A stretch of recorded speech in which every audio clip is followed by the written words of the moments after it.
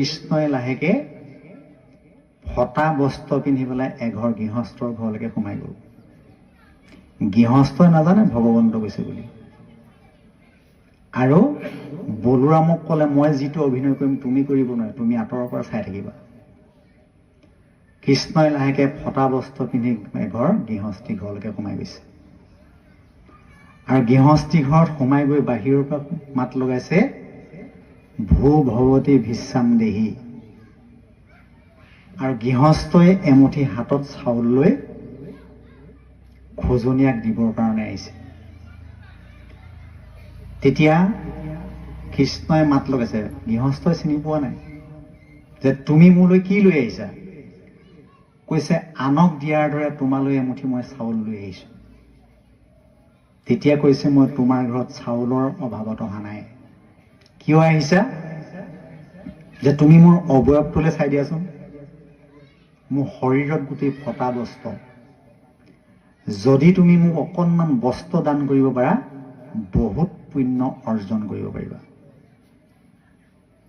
তেতিয়া গৃহস্থই এতিয়া বস্ত্ৰ দিব নোৱাৰে, আৰু ভগৱন্তই তাৰ পৰা বস্ত্ৰ নাপালে নাযায়।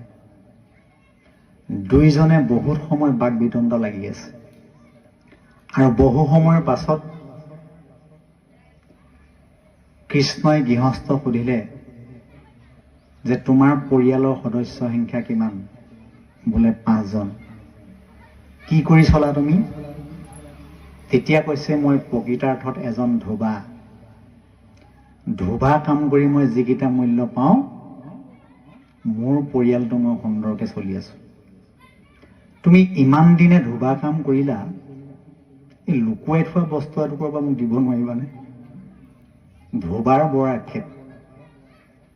কৈছে, মই তেনেকুৱা কাম কৰি পোৱাই নাই, তোমাক বস্ত্ৰ দিম ক'ৰ পৰা? তেতিয়া কৃষ্ণই ধোবাক এটা চৰ মাৰিলে, আৰু চৰটো মৰাৰ লগে লগে ধোবাৰ মূৰটো ছিঙি মাটিত পৰিল, আৰু ধোবা চতুৰ্ভুজ মূৰ্তি ইয়াৰ পৰা মুক্ত হৈ গুচি গ'ল। এই ধোবা আগৰ জন্মত আছিলে ৰামচন্দ্ৰ অৱতাৰত।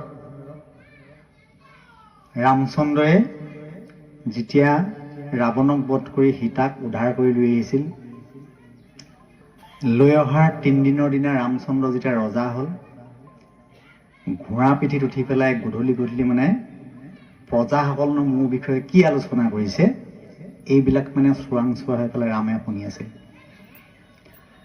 আৰু এহাল ধোবা ধুবুনীয়ে ইমান কাজিয়া লাগিছে, ধোবাই ধুবুনীক কৈছে, মই সেই ৰামচন্দ্ৰ নহয়, ৰাৱণে নিয়াৰ পিছত তোক আকৌ মই ঘৰত আহি পেলাই ৰাখিম। এনেকুৱা খুব বেয়া বেয়াকৈ গালি পাৰিছে। তেতিয়া ৰামচন্দ্ৰৰ সেই কথাষাৰ কাণত পৰাৰ লগে লগে পিছদিনা ৰামচন্দ্ৰই সীতাক লক্ষ্মণৰ হতুৱাই দণ্ডুকা বনত বনবাস দিয়াই দিলে। সেই ধোবাৰ ধাৰটো থাকি গ'ল। পিছৰ জন্মত কংসৰ কাপোৰ ধোৱা ধোবা হিচাপে জন্মগ্ৰহণ কৰিলে, আৰু সেইটো জন্মত কৃষ্ণই ধোবাক মুক্ত কৰি দিছে। গতিকে অতিথি আপোনাৰ গৃহত কোনটো ৰূপত আহিছে আপুনি ধৰিব নোৱাৰিব। কোনোবা হয়তো খোজনীয়া হৈ আহিব, কোনোবাই বাইচাইকেল লৈ আহিব, কোনোবাই মটৰচাইকেল লৈ আহিব, কোনোবাই হয়তো দামী গাড়ী লৈ আহিব পাৰে। যদি পাৰে দান, নহ'লে কিন্তু বাক্যৰেও সংবিধান কৰিব পাৰি। আৰু পদবন্ধে কথাকেইটা সুন্দৰকৈ উল্লেখ কৰিছে। হে বস্তক খুজিলা, ধোবা গালি দিলা, প্ৰভু তাক কি পা কইলা, চৰে কমাৰি বস্ত্ৰ লৈলা কাহি, মৰিছ তোৰ ভোজ ভৈলা। এতিয়া পঞ্চযজ্ঞ আৰু পঞ্চসোণা পাতক এই কথাখিনি আমি প্ৰত্যেকখন গৃহস্থীৰ ঘৰতে আমি ব্যৱহাৰ কৰিব লাগিব। আৰু পঞ্চসোণা পাতক আৰু পঞ্চযজ্ঞ আমি বেলেগে পতাৰ প্ৰয়োজন নাই। যিখন গৃহত পুৱা গধূলি ঈশ্বৰ সেৱা ভকত সেৱা হৈ থাকে, সেইখন গৃহৰ ভক্তিয়ালয় বুলি কৈছে। আৰু যিখন গৃহত পুৱা গধূলি যিমানেই ধনী নহওক, যদি পুৱা গধূলি ঈশ্বৰ সেৱা ভকত সেৱাৰ ব্যৱস্থা নাই, সেইখন গৃহ সৰ্পৰালয় বুলি কৈছে। এতিয়া কলিযুগত আমি দুসময়ে গৃহখন সুখেৰে পাৰ কৰিবলৈ হ'লে প্ৰত্যেকৰ গৃহতে অকণমান গুৰু আসন আৰু পুৱা গধূলি ঈশ্বৰ সেৱা কৰাটো আমাৰ নিতান্তই প্ৰয়োজন। এইটোৱে হৈছে ভাগৱত ধৰ্ম। ভাগৱত ধৰ্ম বুলিও বেলেগে নাই। আৰু এই কথাকেইটা সুন্দৰকৈ উল্লেখ কৰিছে যে কৃষ্ণই যেতিয়া অসুৰসকলক নিধন কৰিছিল, এই শ্ৰৱণ কীৰ্তন জৈত নকৰে কৃষ্ণৰে, প্ৰত্যেকে ৰাক্ষসী গণে বিঘিনি আচৰে। যিখন গৃহত পুৱা গধূলি চাকি বন্তি নজ্বলাই গুৰু সেৱা নকৰে, সেইখন গৃহৰ মানুহবিলাকৰ হৃদয়ত অসুৰবিলাকে বাঁহ লয়। কোনবিলাক অসুৰ? অৰিষ্টাসুৰ, প্ৰলম্বাসুৰ, বম্বাসুৰ, অঘাসুৰ, বকাসুৰ। অসুৰবিলাকৰ নাম শুনিছে নহয়? এইবিলাকে হৃদয়ত বাঁহ লয়।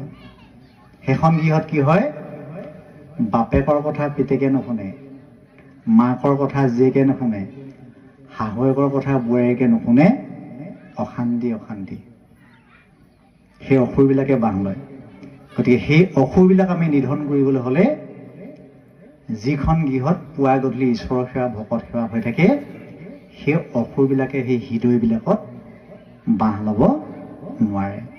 এই কথাকেইটা যদি আমি ব্যৱহাৰিক জীৱনত পালন কৰোঁ, গুৰু সেৱা ভকত সেৱা যদি কৰি থাকিব পাৰোঁ, ভাগৱত ধৰ্ম আমাৰ আধা আধি পালন কৰা হৈ যাব। এই কথাখিনি সুন্দৰকৈ উল্লেখ কৰিছে। ন্যায়সকলে কিবা সুধিব নেকি? কিবা জানিব লগা আছে যদি সোধক। না নাই?